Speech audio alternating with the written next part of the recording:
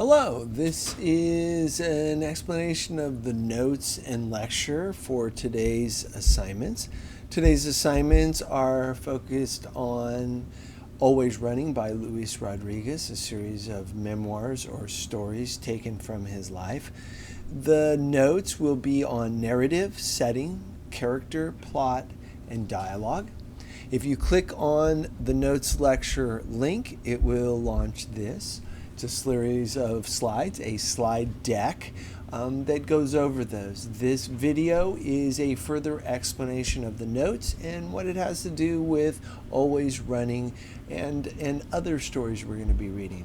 So first of all, memoirs, novels, plays, all of these real and imagined works are examples of narrative. It is a series of connected events that are shown in sequence.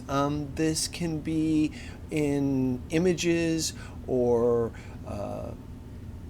movies or in any sort of format, but the idea is to create a story through this sequence of events. So in a memoir, each one of these memories, each one of these segments is told in a narrative style. It is told as a story. So think of storytelling is narrative. Narrative has to have a setting to give it a context, and this is both a setting in terms of time, when is it taking place, but also where is it taking place, and whether it be a general thing like, oh, it took place in California, or if it's something specific, it took place in the bedroom upstairs of his house on Claremont Street. So this idea of when and where is the setting.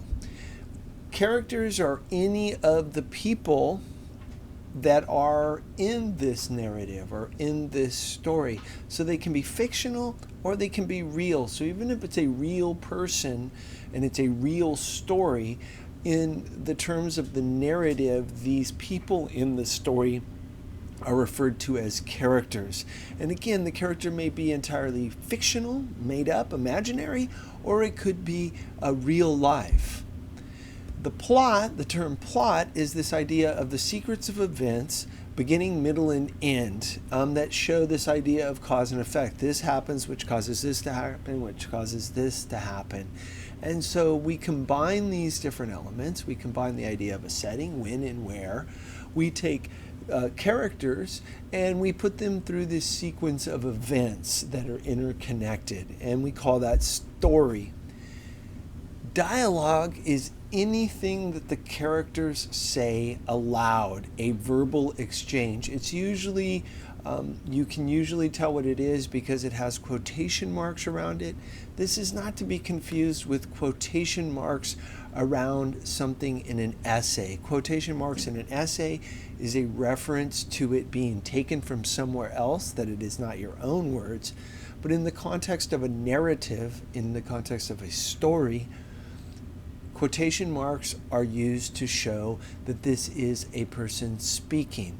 So you could even think of a play is completely dialogue. It is only the characters speaking.